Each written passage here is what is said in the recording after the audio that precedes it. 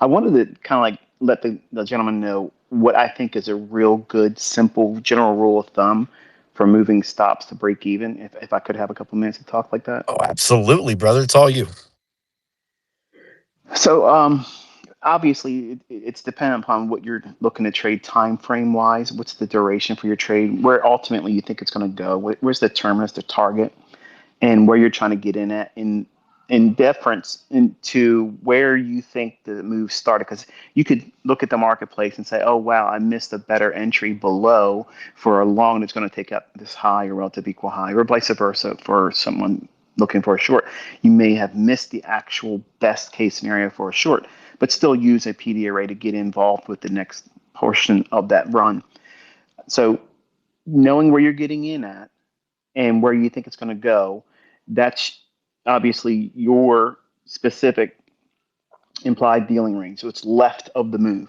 So from entry to where you're going to go and target, that range needs to be defined in terms of quadrants, where you're at in the lowest quadrant, the midpoint of it, consequent encouragement, and the upper quadrant, and then the final terminus target. In my opinion, and this is how I teach my kids, that way it's not something I'm just pulling out of my ass. It's something that I'm telling them what to do. So it's a real quick, easy way of doing it.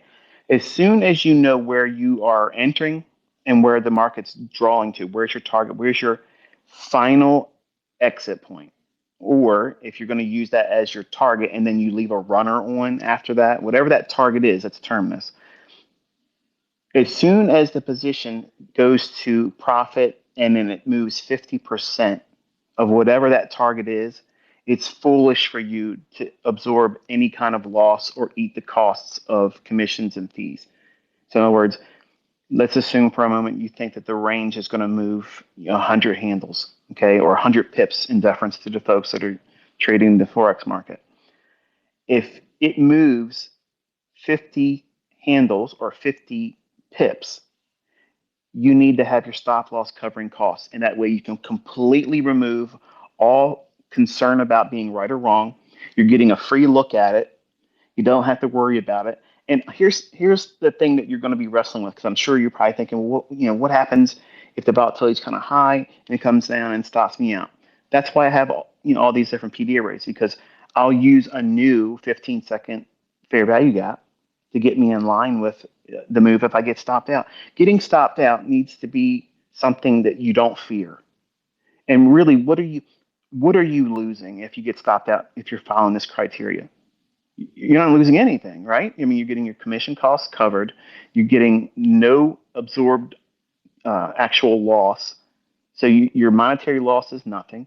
You've paid for the ticket to see if it can get to the destination you wanted to get to, but your flight just got canceled. You got grounded. They had to fly back to the airport, and you got to wait for another airplane. It's as simple as that. So when you have this mindset and you adopt this viewpoint on it, it's very liberating, and it removes that fear of missing the move. So in short, know where you think the market's going to go. Where's your target? Where's your terminus? Once it moves 50% of that range and you're in profit, then you move your stop to cover costs. That means real break even, not just simply, well, it's zero, because we trade in futures. So that means there's going to be real costs associated with it. It's not high if you're using a good broker, but you want to make sure you cover it a little bit. Sometimes when you hear me talk about it, I'm facetiously talking about covering, you know, pizza. Get pizza covered. So in other words, I'm trying to make 20 bucks, 25 bucks, 30 bucks, just to put something in my pocket for my time.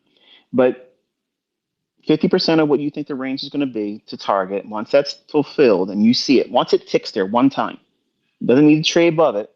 Okay, as soon as it touches 50% of the distance or range you think it's going to move to, as soon as that happens, without thought, without concern, without emotion, without any kind of fear of getting stopped out, you cover costs, move the break even, cover the cost for your commissions and fees, and just simply let the trade pan out. If it stops you out, then reassess. Is it still viable? Is it something that just you got caught off guard? Because your experience is going to dictate whether or not you're going to be able to get back in a trade or not.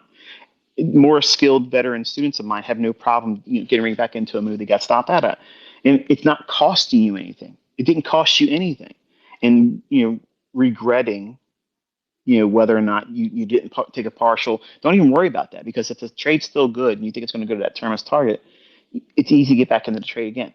And I've done many trades over my career like that, where, when I first started adopting this mindset, it completely changed the whole outlook of what I'm trying to do on a day by day basis when I started becoming a, very active day trader. Because if you can't overcome that fear of missing out or fear of being wrong, you see how this does both? It cancels out the necessity for being right. It cancels out the fear factor that's associated with being wrong, and it covers the cost. So you're getting a free plane ticket to see if it can take you to that destination of interest. And if it doesn't take you on that airplane, that flight, you're just going to jump on another plane. It's simple as that. There's nothing to fear. And ultimately, if you do it again and you get stopped out and you take a loss, it's okay, because you should have a model that you're not looking at a one-trick pony that only works once in a while. And your back testing should prove to you that it's not a one-trick pony. Hopefully, that's a fair answer.